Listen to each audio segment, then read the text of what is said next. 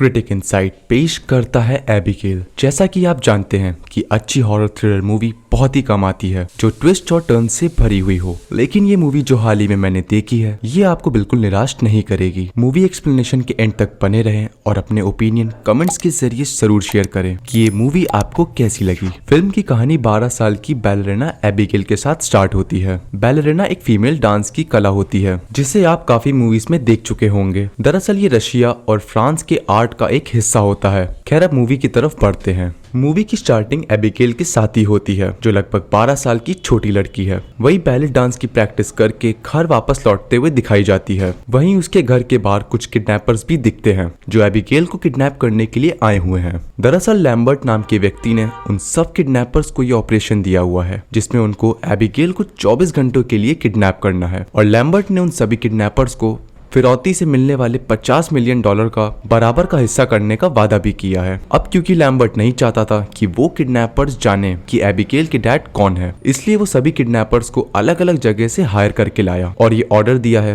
कि कोई भी किडनैपर अपनी आइडेंटिटी दूसरे किडनैपर्स को नहीं बताएगा, चाहे कुछ भी हो जाए। किसी तरह वो किडनैपर्स एबिगेल के बेडरूम में पहुंच जाते हैं और जैसे ही एबिगेल घर वापस पहुंच जाती है वो उसे किडनैप कर लेते हैं। बाहर कुछ किडनैपर्स अंदर वाले किडनैपर्स को इन्फॉर्म करते हैं कोई घर की ओर आ रहा है और वो शायद एबिगेल के फादर हैं, इसलिए वो तुरंत घर से निकल जाते हैं इससे पहले वो पकड़े जाए। आगे वो किडनैपर्स एबिगेल को किडनैप करके पुराने किसी घर पे ले जाते हैं। वहाँ लैम्बर्ट उनके घर के बाहर ही वेट कर रहा होता है। घर के अंदर आने पे लैम्बर्ट उनको कहता है कि कोई रूम देख के एबिगेल को अंदर बंद कर दे। फिर लैम्बर्ट उनको रूल्स बताता है कि कोई भी अपना असली नाम एक दूसरे को नहीं बताएगा और बस 24 घंटे के लिए उनको एबिगेल का ख्याल रखना है ताकि लैम्बर्ट उस बच्ची के डैड से 5 करोड़ की फिरौती का डील कर सके। अब क्योंकि वो सभी अपना रियल नेम नहीं बता सकते हैं एक दूसरे को, इसलिए लैम्बर्ट उन सभी को नकली नाम दे देता है ताकि वो एक दूसरे से कम्युनिकेट कर पाए। फ्रैंक, टीन, सैवी, पीटर, जोई और डॉन रिकॉल्स। आगे लैम्बर्ट वहां से चला जाता है ये बोल के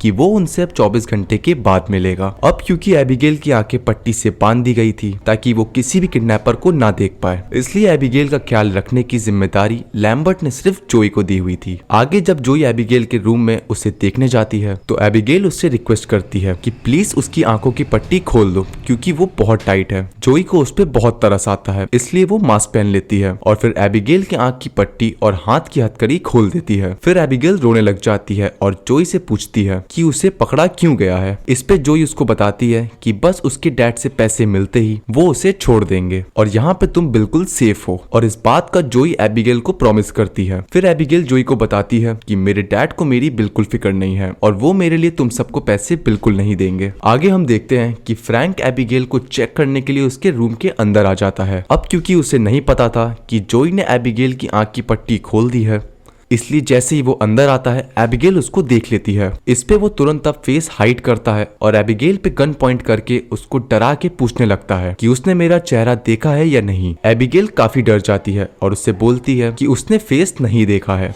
फिर फ्रैंक उसके डैड का नेम पूछता है। एबिगेल उससे बताती है कि उसके डैड का नाम लाजार है। ये नाम सुनते ही फ्रैंक के होश उड़ जाते हैं। फिर फ्रैंक नीचे आके सबको कहता है कि वो घर छोड़ के जा रहा है और सब उसका हिस्सा रख सकते हैं। बाकी सब ये सुन के शॉक्ड हो जाते हैं। काफी देर तक रोकने के बाद फ्रैंक उन सबको बताता है कि लाजार इस कंट्री का क्राइम बॉस है और वो हम लोग को नहीं छोड़ेगा, इसलिए मुझे यहाँ से जाने दो। ये सुन के सब काफी डर जाते हैं। अब क्योंकि एबिगेल फ्रैंक का चेहरा देख चुकी होती है इसलिए फ्रैंक उसे मार डालने का सुझाव सबको देता है, लेकिन क्योंकि सभी को पैसे की जरूरत होती है इसलिए वो इस किडनैपिंग को कंटिन्यू रखने का सोचते हैं और फ्रैंक को भी इसी बात के लिए समझाते हैं कि एक बार बस पैसे मिल गए तो सबकी लाइफ सेट हो जाएगी और फिर सब यहाँ से कहीं दूर चले जाएंगे और अपनी लाइफ अच्छे से गुजार सकेंगे। फ्रैंक भी इसी बात से आखिरकार मान जाता है। अब क्योंकि लैम्बर्ट के वापस आने के लिए अभी भी 22 घंटे बाकी थे इसलिए सब अपने अपने रूम में चले जाते हैं आराम करने के लिए। आगे हम देखते हैं डीन किचन में आया हुआ है। वो फ्रिज में कुछ खाने पीने के लिए ढूंढ रहा होता है। तभी नीचे बेसमेंट का दरवाजा अपने आप खुल जाता है। उसे लगता है कोई नीचे है, इसलिए वो बेसमेंट में देखने के लिए नीचे चला जाता है। वहाँ उसे काफी चूहे दिखते हैं। उसे लगता है कि इन्हीं चूहों की आवाज होगी, इसलिए वो वापस जाने लगता है। तभी उसे कोई पीछे से खींचने लगता है। डीन जोर जोर जोर से चिल्लाने लगता है। सैवी को अपने रूम से उसके चिल्लाने की आवाज सुनाई देती है, इसलिए वो नीचे देखने के लिए आ जाती है। वहाँ उसे डीन डाइनिंग टेबल पे बैठे हुए दिखाई देता है। वो उसके पास पीछे से चिल्लाते हुए जाती है कि वो उसे क्यों परेशान कर रहा है। तभी अचानक से डीन की खोपड़ी सैवी के हाथों में कट के गिर जाती है। सैवी के चिल्लाने की आवाज सुनकर बाकी सब किचन में आ जाते हैं। सभी को लगता है कि लाजार को पता चल गया होगा और उसने अपना हिटमैन वॉल्डेस, दरअसल डॉन रिकॉल सभी को बताता है कि उसने वॉल्डेस की कहानी सुनी है कि अगर कोई लाजार के साथ धोखा करता है तो लाजार अपने हिटमैन वॉल्डेस को भेज देता है और वॉल्डेस किसी को नहीं छोड़ता, वो बहुत ही डेंजरस किलर है। सबको लगता है कि लाजार ने हिटमैन को यहाँ पे भी भिजवा दिया है और ये काम उसी हिटमैन का होगा, इसलिए वो एबिगेल को उसके रूम में एक बार जाके देखने का सोचते हैं कि कहीं हिटमैन उसे लेकर यहाँ से चला तो नहीं गया। लेकिन एबिगेल अपने रूम में ही होती है। डॉन रिकोल्स को लगता है कि अभी भी वॉल्डेस यहीं पे होगा और इसलिए वो डर की वजह से वहां से बाहर जाने का सोच लेता है। डॉन जब घर से बाहर जाने के लिए मेन गेट ओपन करता है तो देखता है कि एक और बड़ा सा गेट है जो ऑलरेडी लॉक्ड है। लॉक्ड गेट को देख के सभी वहां हैरान हो जाते हैं। फिर पीटर जैसे ही उस दरवाजे को तोड़ने की कोशिश करता है, पूरा घर खुद ब खुद लॉक होने लग जाता है। उन्हें कुछ समझ नहीं आता कि ऐसा क्यों हो रहा है। वो सब काफी डर जाते हैं। फिर फ्रैंक जोई को कहता है कि अगर हिटमैन यहाँ पे है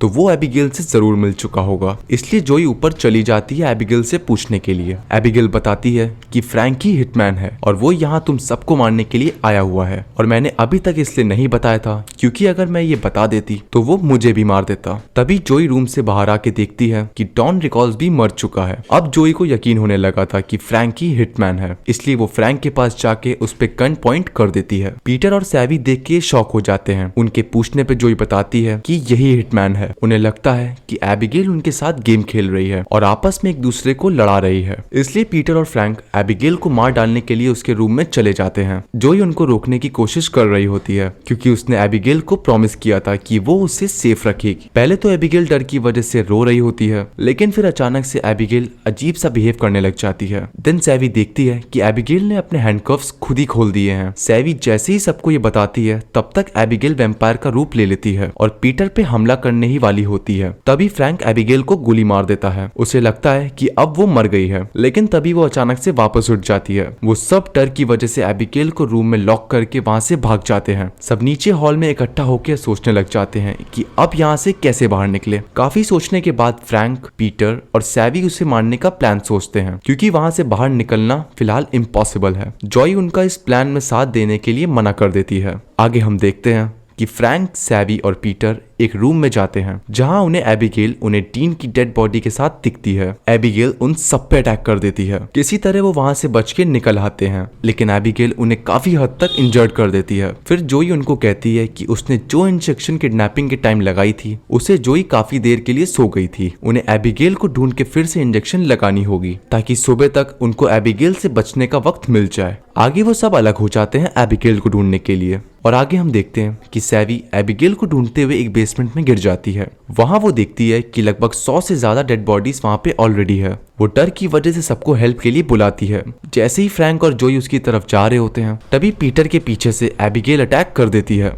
वहां सब पीटर को बचाने के लिए आ जाते हैं। सब उसे काफी रोकने की कोशिश करते हैं, लेकिन वो सब पे हावी हो जाती है और इसी बीच वो सैवी के हाथ पे काट भी लेती है। खैर किसी तरह जोई एबिगेल को इंजेक्शन लगा देती है, जिसकी वजह से एबिगेल बेहोश हो जाती है। लेकिन अब क्योंकि एबिगेल सैवी को बाइट कर चुकी थी, इसलिए सैवी को लगता है कि अब वो वैम्पायर बन जाएगी। आगे हम देखते हैं कि सब ने एबिगेल को बेसमेंट में एक बड़ी सी केज के अंदर लॉक कर दिया है और आगे सब उससे कहते हैं कि उनसे कोई गलती हो गई थी, उन्हें नहीं पता था कि तुम वैम्पायर हो और हम यहाँ से वापस जाना चाहते हैं और उन्हें पैसे नहीं चाहिए, बस बाहर जाने का रास्ता बता दो। इस पे एबिगेल बताती है कि लैम्बर्ट उसके डैड के लिए काम करता है और मैंने ही तुम सबको यहाँ पे बुलाया है। दरअसल वो सब किडनैपर्स उसके डैड के साथ बिजनेस में धोखा कर चुके हैं, इसलिए इस चीज का बदला लेने के लिए एबिगेल ने लैम्बर्ट के साथ मिलके उन्हें यहाँ पे फंसाया है। अब जैसे ही एबिगेल उन सब के उनके असली नाम से बुलाती है और बताती है कि क्यों उसने ऐसा किया है, वो सब काफी शॉक्ड हो जाते हैं। फिर वो सबको कहती है कि जो मुझे इस केज से बाहर निकालेगा मैं उसे छोड़कर बाकी सबको मार डालूंगी। पीटर ऑलरेडी काफी डरा हुआ था,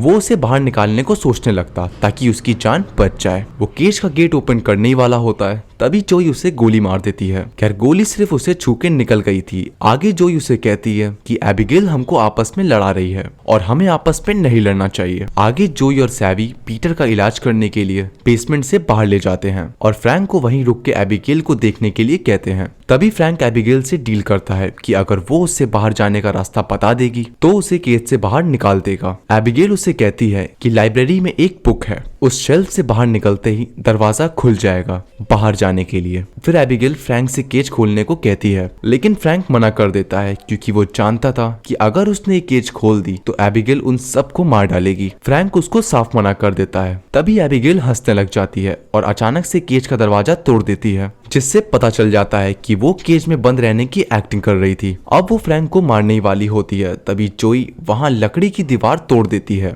जिसकी वजह से सूरज की किरणें एबिगेल पे पड़ती है और उसका हाथ खुद ब खुद कट के गिर जाता है। अब इससे ये उन सबको पता चल जाता है कि एबिगेल की कमजोरी धूप है। आगे वो बेसमेंट से भाग के लाइब्रेरी में आ जाते हैं। वो सब लाइब्रेरी में बैठ के बाहर जाने का रास्ता सोचने लग जाते हैं और अब उनके पास ज्यादा टाइम नहीं था क्योंकि रात होने के लिए कुछ ही घंटे बाकी थे और एबिगेल बस रात होने का इंतजार कर रही थी। अब क्योंकि ज्यादा टाइम नहीं बचा था इसलिए सब सोचने लग जाते हैं कि अब क्या करें। इतने में सैवी उनको बताती है कि ये डोर ऑटोमेटिक है, अगर पावर सोर्स ढूंढ के पावर को शॉर्ट कर दे तो डोर्स अपने आप खुल जाएंगे। इसलिए सैवी, पीटर और फ्रैंक जोई अलग होके पावर सोर्स ढूंढने लग जाते हैं। उधर दूसरी तरफ हम देखते हैं कि एबिगेल का हाथ वापस आ चुका था। तभी सैवी देखती है कि जो उसके हाथ पे काटने का निशान था वो अपने आप गायब हो चुका था। तभी उसको एबिगेल की आवाज सुनाई देती है कि सैवी तुम अब मेरी हो गई हो, और तभी सैवी वहां से गायब हो जाती है। पीटर को जब सैवी नहीं दिखती है तो उसे आवाज देने लग जाता है और पीछे मुड़ के देखता है कि सैवी अब वो नहीं रही। अब वो एबिगेल के काटने की वजह से एक वैम्पायर बन जाती है।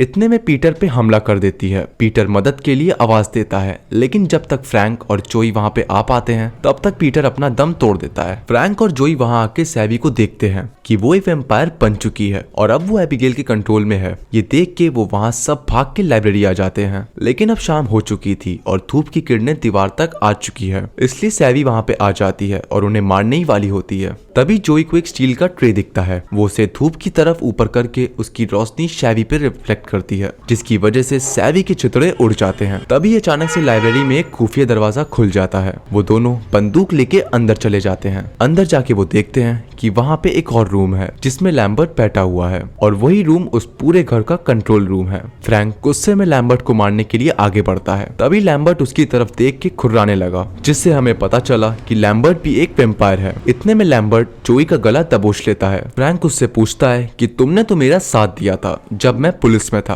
और हम दोनों ने मिलकर लाजार के 3 आदमियों को पकड़ा था। फिर लैम्बर्ट उसे बताता है कि तुम तो देश छोड़ के चले गए थे, लेकिन एबिगेल ने मुझे पकड़ लिया था। मैंने उसे अपनी जान की भीख मांगी थी, तभी जाके उसने मुझे और मेरे परिवार को छोड़ा था, लेकिन इसके बदले उसने मुझको वैम्पायर में बदल दिया था और अपना गुलाम बना दिया था। इसलिए पिछले 2 साल से मैं एबिगेल के लिए उसके डैड लाजार के दुश्मन को पकड़ के यहाँ ले आता हूँ और एबिगेल उन सबको मार देती है। लेकिन मैं खुद एबिगेल को पसंद नहीं करता हूँ और उससे बदला लेना चाहता हूँ। आगे लैम्बर्ट फ्रैंक को बताता है कि मेरे पास एक प्लान है। मैंने लाजार को किसी तरह यहाँ बुला लिया है, तुम मेरे साथ मिल जाओ, मैं तुम्हें वैम्पायर बना दूंगा। फिर हम दोनों मिलके एबिगेल और लाजार को मार डालेंगे और उसके एम्पायर पे राज कर सकेंगे। फ्रैंक उसकी बात मान लेता है। फिर लैम्बर्ट जोई को छोड़ के फ्रैंक को अपने दांतों से उसका गला दबोच लेता है और फिर अपना खून उसको पिला देता है, जिसकी वजह से फ्रैंक भी अब एक खूंखार वैम्पायर बन जाता है। इसके बाद फ्रैंक पीछे से लैम्बर्ट के लकड़ी का भाला घुसा दिया, जिसके बाद लैम्बर्ट के चित्रे हो गए क्योंकि फ्रैंक अब अकेले से एम्पायर पे राज करना चाहता था। इसके बाद वो जोई की तरफ बढ़ता है क्योंकि वो उसे अपना गुलाम बनाना चाहता है, लेकिन तभी वहाँ एबिगेल आ जाती है। जब तक फ्रैंक और एबिगेल के बीच में फाइट चल रही होती है, उतने में जोई ने मौका पाके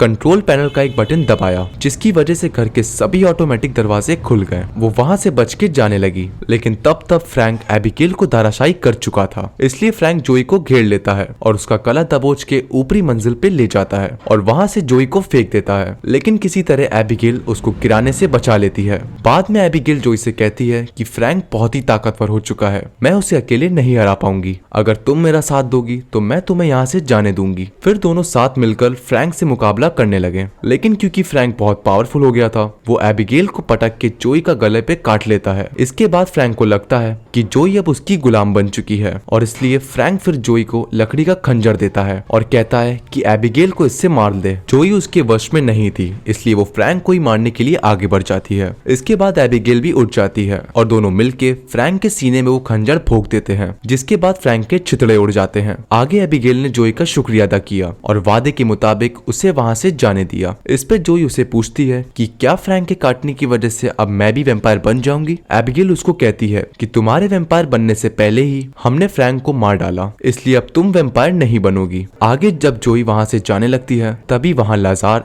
यानी एबिगेल का डैड आ जाता है। वो जोई की खून की खुशबू कंट्रोल नहीं कर पा रहा था और वो उसका खून पीने ही वाला होता है। तभी एबिगेल बीच में आ जाती है और कहती है डैड इसी ने मुझे बचाया है, प्लीज इसे जाने दो। इसलिए लाजार फिर अपने आप पे कंट्रोल करता है और तुरंत जोई को वहां से जाने को कहता है। इसके बाद जोई वहां से बाहर आ जाती है और अपनी कार में बैठ के वहां से चली जाती है। इसी तरह उसने अपनी मौत को मात दे दी थी और कहानी इसी के साथ एंड हो जाती है।